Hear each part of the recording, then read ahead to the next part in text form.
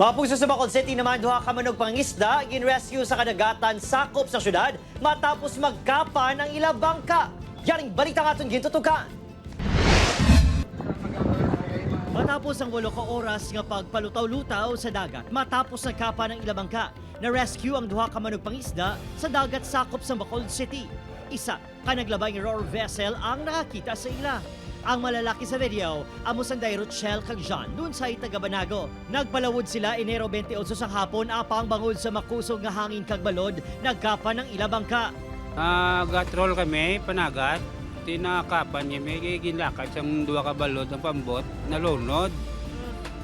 Tapos, alas 10 ang gabi, higaw kami makita sa Ruro, alas 6 ang aga.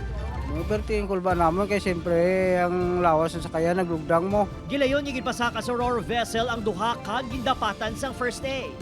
Ang vessel nga ni nagrender agad sila sa assistance. So after na, yung palapitan nila, ginkuha nila itong duha ka fisherman. Wala man ta sang low pressure, wala man ta sang siling weather disturbance. Ang aton subong nga na aguman nga mga kusog sa aton nga balod tungod ini sa aton nga amihan, sir. Nakapauli na ang duha ka manog pangisda.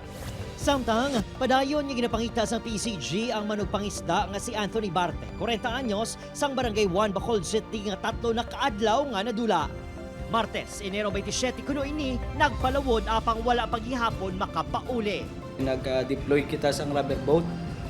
So mga area covered nila ma'am sa mga 5 nautical miles, tapos ang coastal barangay sang Sumag, Lupandan, Angob, Pahanukoy, Barangay 1. Opad Karil Casillo, Adrian Bretos, 1 Western Visayas.